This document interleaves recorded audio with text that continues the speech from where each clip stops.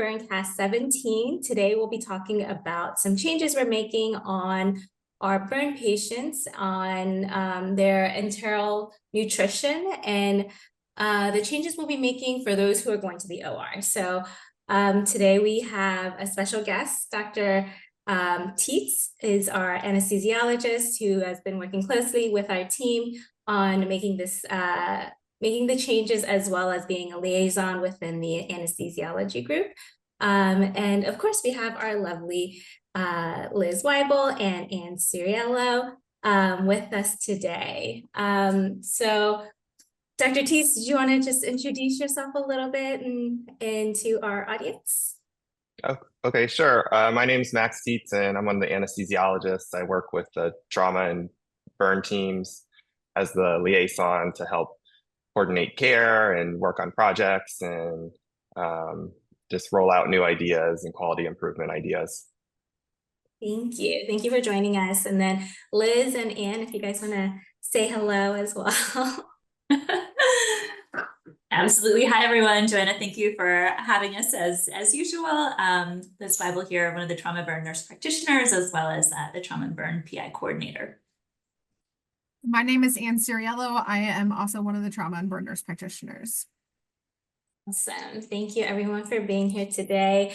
So we're going to talk about how we can maximize nutrition on our burn patient, minimizing our NPO times, especially for those patients that'll be going to the OR, and ultimately improving our patient outcomes with the within the burn patients. And I was wondering if you could just give us a little bit of a background on the basics on burns and their metabolic demand and why nutrition is just so important for these patients. Yeah, as you can imagine, our burn patients have injuries up to, multitudes of percentages of their body. We have patients 10, 20, 30, 40% of their body's total body surface area has been impacted by burns. And these can be deep burns that require skin grafts, require operating room procedures. And it takes good nutrition to heal burns is kind of really like the basics behind it. Burn injuries also patients end up in a hypermetabolic state in relation to the inflammatory process and part of healing, trying to kind of respond to and heal this very large injury. So it's crucial for us to try and get as much nutrition into our patients as we can. We have very high goals for both protein and calories for patients who have burn injuries. Often goals that they can't meet by drinking themselves. Occasionally they can, but oftentimes we have to supplement with enteral feedings. And usually this is an NG tube of some sort. And so we want to minimize the amount of time that we have to pause or stop those feedings. And you have to have not a robustly full stomach when you're going to the operating room. And we've been working with our kind anesthesia colleagues to come up with a time that works well when we're making their NPO time or kind of stop the feed time. Thank you. And then Liz, can you kind of touch upon some complications that can be a result of inadequate nutrition for these burn patients? Yeah, absolutely. So, as Ann described, there's a hypermetabolic response to this type of injury, more profound the bigger the injury is.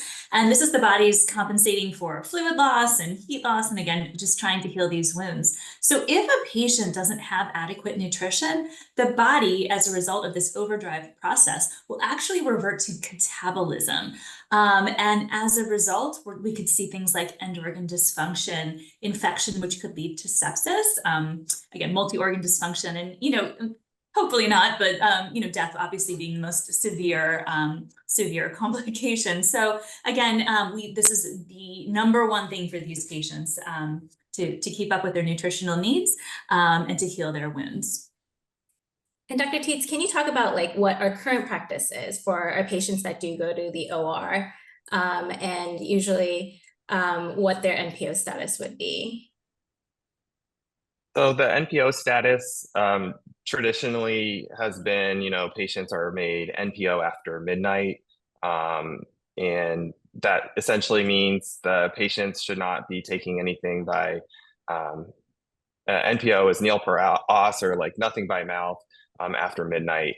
The reality is our institutional guidelines say that it depends what you're taking by mouth and what time it can be stopped. So for example, if someone was to eat a cheeseburger or something greasy, a big meal, it would be 8 hours that, our anesthesia professional society and also our institution would say is a safe time period before you could proceed with anesthesia to avoid the risk of aspiration. But it starts to change depending, not everyone's eating a cheeseburger all the time before they come to the operating room. So, if you're drinking clears like apple juice or water, the current policy would say that it's 2 hours would be a safe time to avoid the risk of aspiration when you're under anesthesia. So there are differences and nuances in the policy. Currently, it's 8 hours for a meal, 6 hours for a light meal, which would be considered like tea and toast, is what people say. 6 hours would be for non-human milk, so like cow's milk. Breast milk would be 4 hours, and then clears is 2 hours. So it's kind of a lot to remember. Especially if you're not an anesthesiologist, it's not as relevant to you, which is why we have to create a policy and try to distribute it widely so that people understand why these rules are in place. Yeah, it does get a lot to remember, having to remember like what you ate, what you drank, and like especially in the emergency room. I know when we do like conscious sedation, it's always kind of like, okay, what did they drink and how long has it been? And but like for burn patients, as you guys all mentioned, it's such an important aspect, the nutrition and making sure they have enough calories in. Liz, can you talk about a little bit of why this was kind of brought up and what was the I guess the cases that caused the data that caused the the thought to change the protocol? Well, the discussion really came about in one of our burn multidisciplinary peer reviews about, the standard of care at many institutions being post-pyloric feeds for patients with severe injuries, with long-term intubation needs, long-term nutritional needs. That really, again, that's the standard of care. So thinking about that, we actually took guidelines from other freestanding pediatric hospitals with burn programs and looked to see what they were doing nutritionally. And then based on those and based on the research, developed this guideline and really speaking to the importance of feeds within the first 24 hours for TBSA greater than or equal to 10. NG feeds are fine, but ideally in a patient, especially one who's intubated, post-pyloric feeds would be terrific if we can achieve that. This guideline talks about using a bridle to secure an NG tube for facial burns, and then talks about different implications, again, NPO times for ICU dressing changes, OR visits, etc. When we did the initial data collection, Dr. Teets and I looked at admitted patients that we saw in fiscal year 23 and fiscal year 24, and particularly those who were admitted for acute injury going to the operating room.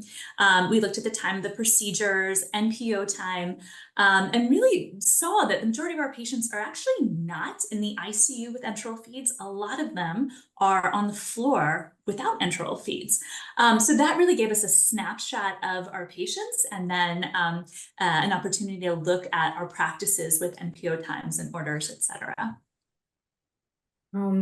And you feel like a lot of our patients who do come in, I guess, like what is our cutoff point, right? Of who gets an NG tube and like when they start those enteral feeds so that they can get those higher amount of protein and calories?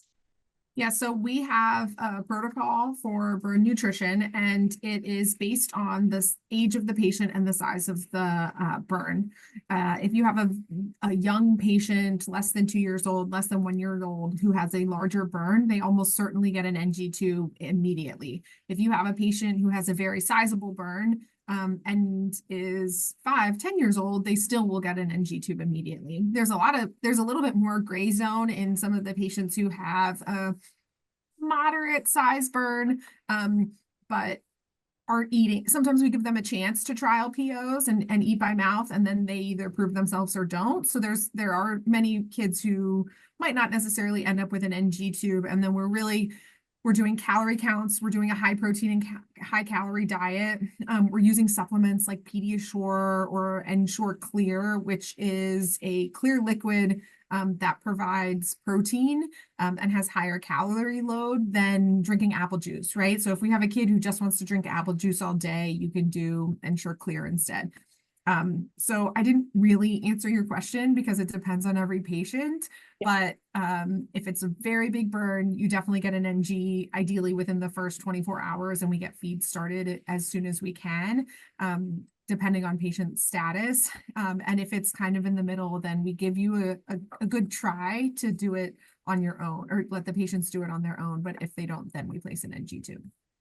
Yeah, it's like always working with those like school age kids and toddlers who will either be fully committed and do as you ask them to, and then, you know, those who have really strong wills. And I explain it sometimes as, you know, think of when you're sick and you're like, I haven't eaten in 3 days. How am I not hungry? Well, sometimes your body, especially in these burn injuries, if they're in a hypermetabolic state, they might not be hungry. They might not feel well. There might be other things going on. Sometimes our patients have fevers, right? So they just might not feel up to it. And so we have to try and support them as best as we can.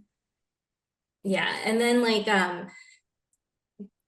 can we talk about how, like, with the data that you collected, Liz, like, did you see how much, can you talk about how much of the variance that you saw in like those who had NPO times that had to go to the OR, and like how much of a like discrepancy there was between feeding and non-feeding because of like OR plans? Yeah, so again, we saw that most patients were NPO at midnight, and that included, you know, clear liquids too. So nothing by mouth, that again, almost exclusively, that's what we found with chart review.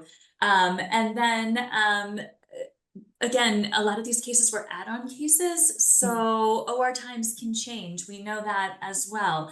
So I think we saw, you know, some later cases, we saw NPO times anywhere from, you know, 6-8 hours to, you know, almost 24 hours. So again, huge variation, and almost exclusively we saw the practice of just blanket NPO orders at midnight.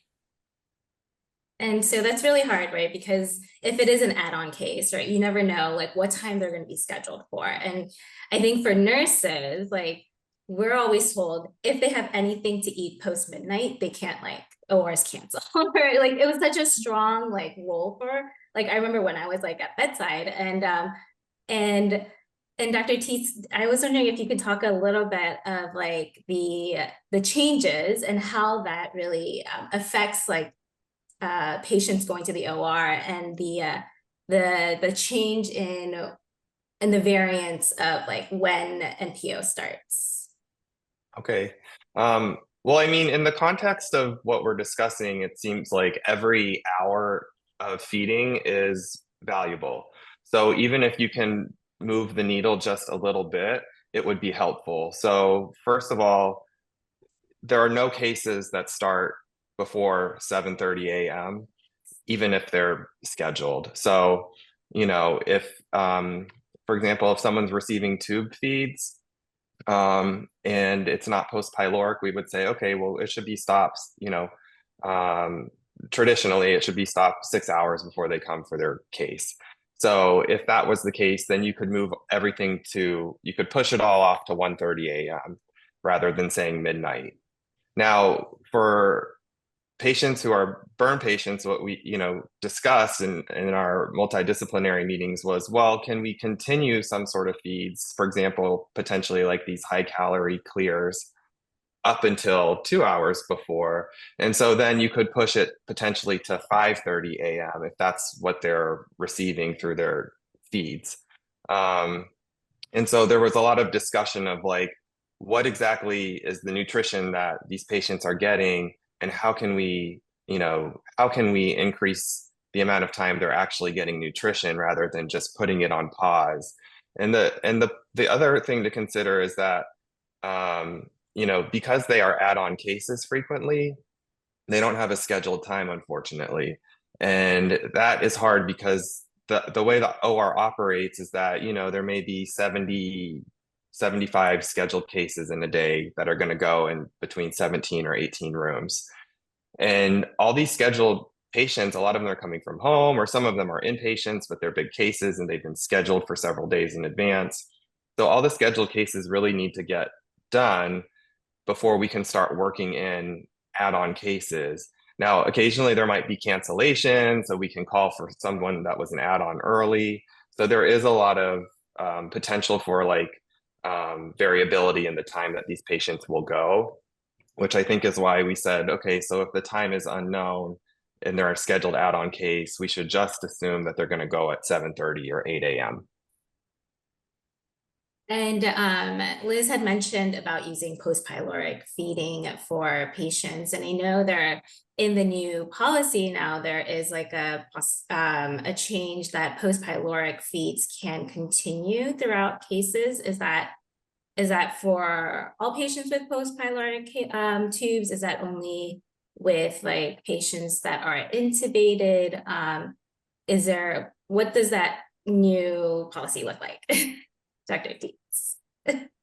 So I think in the context of the new policy, the first thing was, getting everyone to buy into what a new policy is. And I can tell you, anesthesiologists generally don't like people to tell them what they should or shouldn't do. So it's been a challenge to try to talk to everyone about what, we're doing here and how can we change our practice. But I think, we came to some common sense guidelines, which was that if a patient is intubated with a protected airway, meaning they have a cuffed endotracheal tube, or in some instances, in severely critically ill patients, or, some of these patients will actually have a tracheostomy. And if the trach is cuffed, then that would also be considered a protected airway, because the balloon around the endotracheal tube theoretically is preventing any contents if they're regurgitated from going into the lungs. Now, in reality, we know that in critically ill patients, there sometimes is what they call silent micro aspiration, or small amounts that are aspirated potentially around the cuff. But I think it's largely considered to be insignificant clinically. So what we have proposed and have accepted was that if the patient has a protected airway and they're receiving post-pyloric tube feeds, there's no reason to stop the feeds. There's really no reason. They can't really aspirate. The tip of the feeding tube is beyond, the stomach. And so there's really no chance that it's going to cause aspiration. And even if they did regurgitate contents, it would be nearly impossible for it to go into the lungs and cause, aspiration pneumonia. That was kind of a long answer. I'm sorry. That was great. So is that would that, like, for those patients with protected airway, would it be all kinds of feed, or would it only be like clears? All feeds. So really any feed. So if they're receiving tube feeds, whatever the tube feed formula that the nutrition team specifies, as long as it's post-pyloric and they have a protected airway, we would say that within the new policy, those tubes should be continued perioperatively. Now, if there are gastric feeds and they have a protected airway, the policy that we've come to agree on now is that the feeds can be stopped when they're called to go to the operating room. Oh, that's awesome. That's actually really big, right? Like, because then even though they are an add-on case, they can continue their feed post 1 o'clock, post 1:30, and then like if it's at 4 o'clock, even until 4 o'clock, until they go down to the OR, which is amazing. Right. And I mean, if they're intubated, that means obviously they're going to be in a critical care unit, which gives sort of that critical care team the leeway to say, okay, we don't have to worry about when to stop the feeds to avoid a case cancellation today. When the patient, as long as the airway is protected, when they're called to come to the operating room, whether it's at 8 a.m. or 3 p.m., that's when the feeds can be stopped. And unless it's post-pyloric, in which case we say we should continue them. Oh, awesome. Which is great in our PICU patients, because a lot of times that our PICU nutritionist or PICU dietary team will actually take the feeds and factor in NPO time in the past before we have this new protocol, and they'd have to increase the rate or increase the calories of the amount they were giving. So basically the stuff you want to give over 24 hours, they try and condense it down, which is already more than you would normally get in a day. So it's like we have higher goals than what your needs are as just a 3-year-old, whatever it might be. So then you have higher goals, and then we'd actually take that instead of 24 hours, condense it down to 16 hours or whatever it might be to try and account for some of that NPO time. So it really makes a big change in the tolerance of these patients and the ability to continue this feed. So we really appreciate this change we've made. Yeah, I'm excited.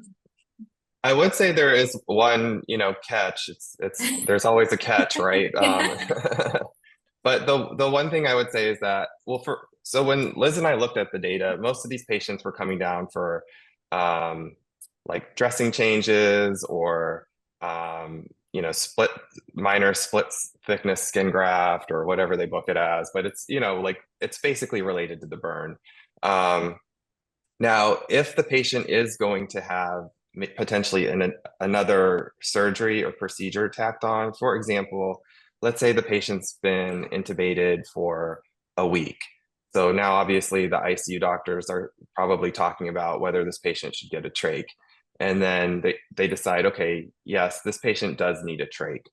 And so if the patient's, for example, going to have burn dressing changes, but also have a trach or any type of airway surgery, then it sort of changes the rule, because then you're saying this airway is not going to be protected for the whole time that the surgery is occurring. And so then the risk does go up for aspiration or aspiration pneumonia. So that is when we would fall back on the more traditional guidelines and say, okay, tube feeds 6 hours. So they're having airway surgery, they're getting their tube feeds. We have to say that to be safe, 6 hours is when the tube feeds should be stopped. And if it's an add-on case, then we would say, okay, 6 hours, just assume it's 7:30, stop them at 1:30 a.m. Which is safe and makes sense. Right. And we did make like a small algorithm to sort of help everyone understand what the exceptions are. I think we said airway surgery, surgery on the lungs, or upper GI tract, I think is what we came to in the policy. Which, like if someone's going to get maybe a G tube or something, that would be, we would probably stick to the more traditional recommendations in those instances. So if they have multiple surgeries, not just for the burns, but for also other procedures planned, then make sure that just verify that it doesn't need to be just stopped as at 1:30 or NPO at 1:30. Right, exactly. Because there are those few exceptions to the new policy. And then Liz, we're like, now that we talked about our critically ill patients, like talking about our more, I guess, traditional burn patients who are on the floor who need to go for excision or for grafting, when would we consider transitioning their feed from formula to like a clear protein drink that Anne was talking about? Yeah, great question. So that would be, we would, at the time that the formula needs to stop, which is 6 hours ahead, or 1:30, right? If we don't know the time of the case.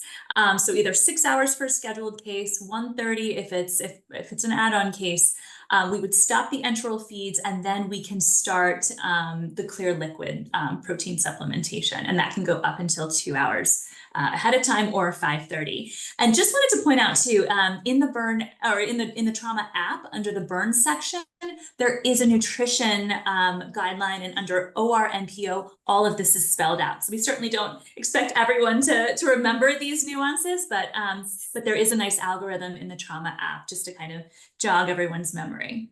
Yes, we all love the trauma app. When in doubt, check the app. Yeah, Exactly. Yeah. And it should also be, again, once we have a burn NPO order that is in production right now, a burn NPO order set. So all this should be contained nicely in the new NPO order for burn patients, which hopefully will roll out very soon. So this will be all very clearly spelled out with these guidelines.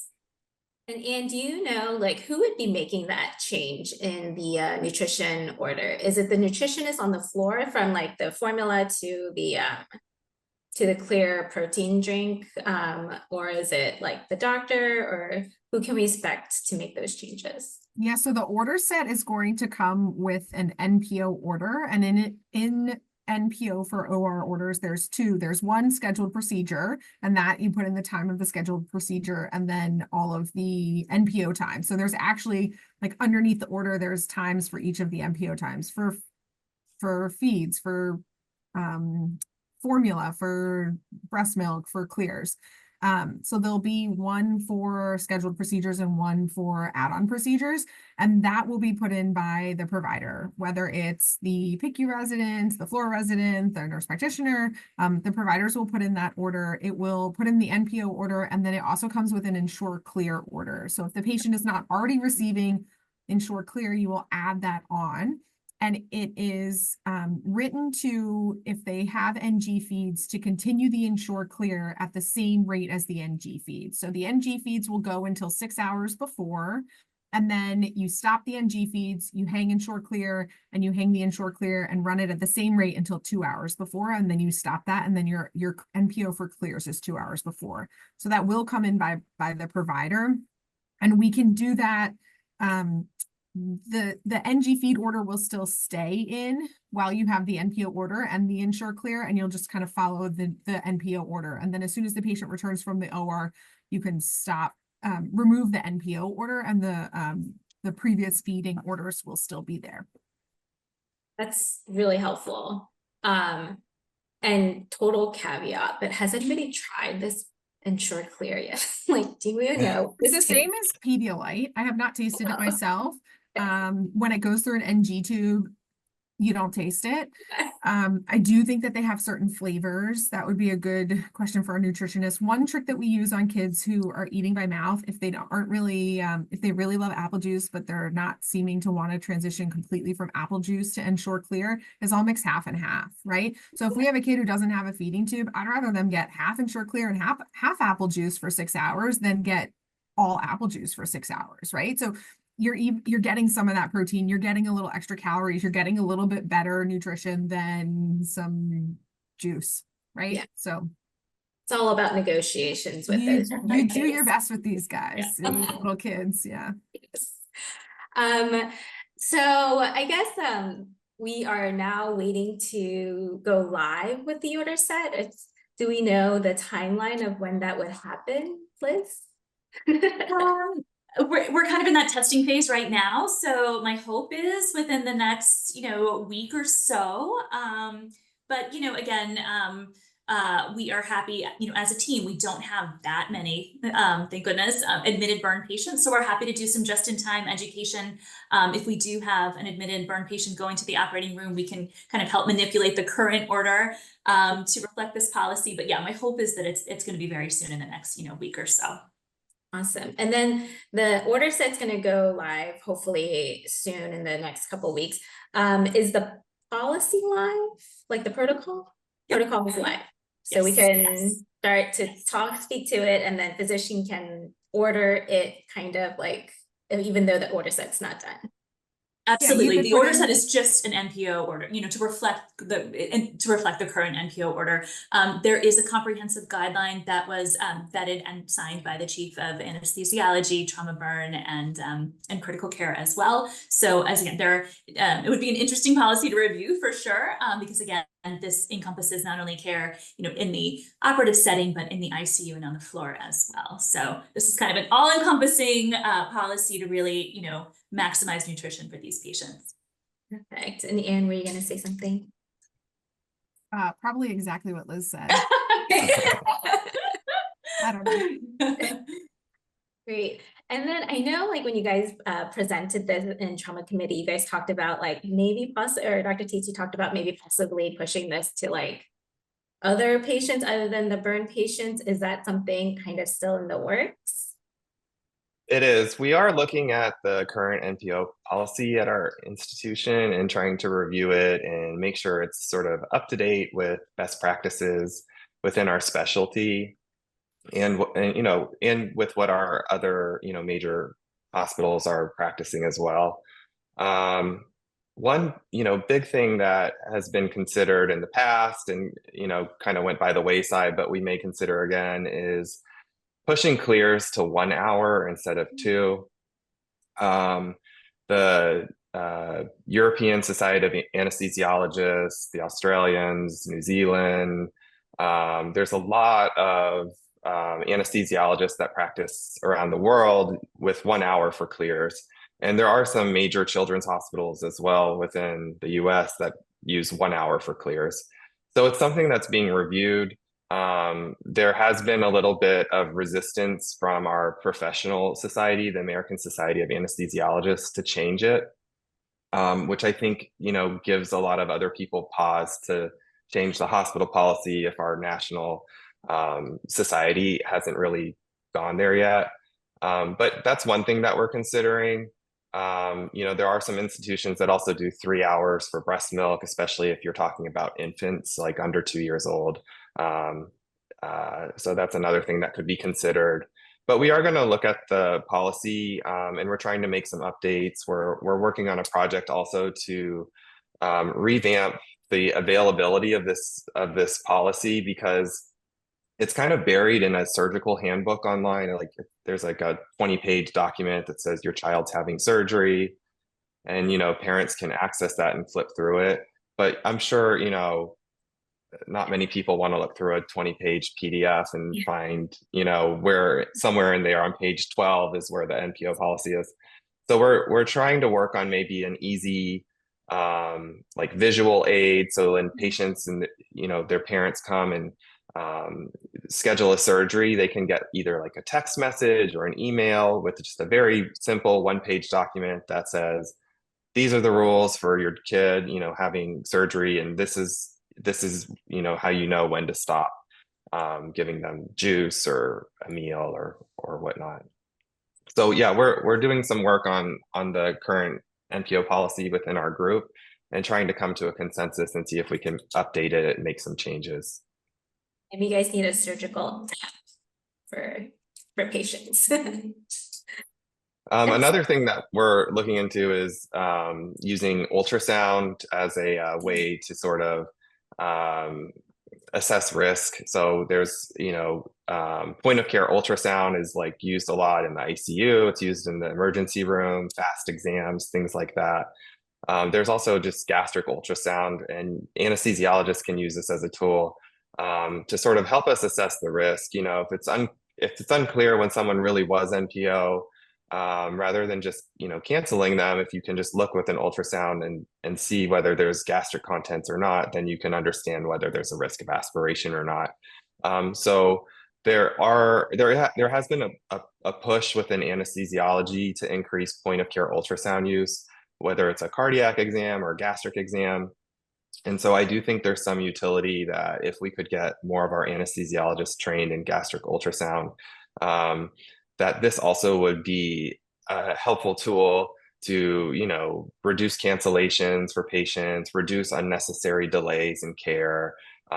Sometimes we'll say, oh, well, they think maybe they had a French fry at, 8 a.m. for some reason. And they're like, oh, okay, well, 8 hours, it's sometimes unnecessary, the sort of blowback from what the NPO policy is. So we want to minimize risk, but we also want to make it a better experience for patients and their families and reduce sort of unnecessary delays in treatment.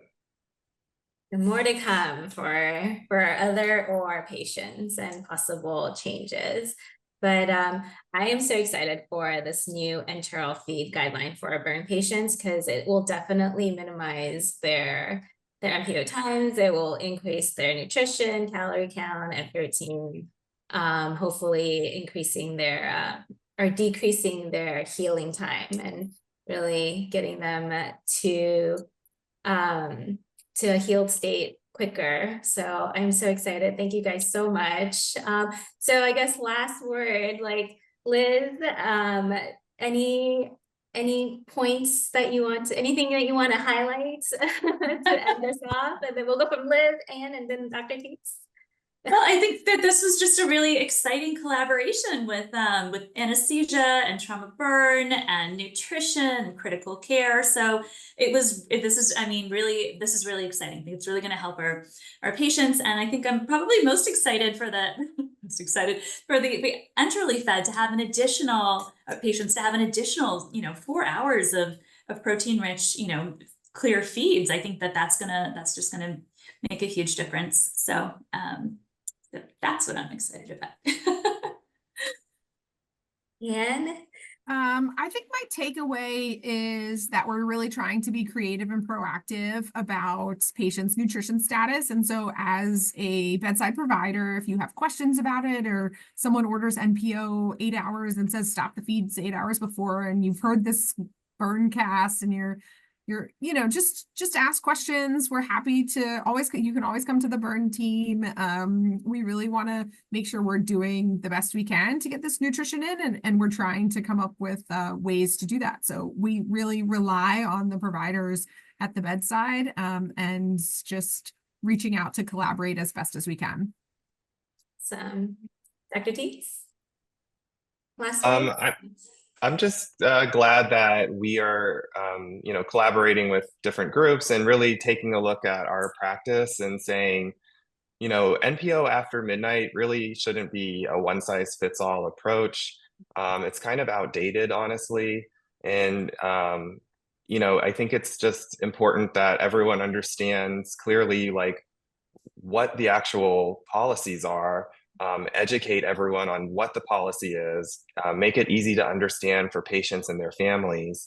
And like I said, it just leads to overall improvement in patient satisfaction. Their families are happier that, we're not starving their children for, 10 or more hours before their surgery or procedures. So I just think it's exciting that everyone's coming together to try to sort of improve nutrition among our patients. Yes, for sure. And mine is, you're negotiating with a toddler, just give them the apple juice, mix it half and half. There is the clear and sure, and so we can make it happen. Well, thank you guys so much. I'm really excited to see this roll out and see this change happening. And I'm so grateful for all of you that did all the hard work in the background and making this happen. So till next time, thank you, Dr. Teets, for joining us, and we will see you next time. Thank you. Thank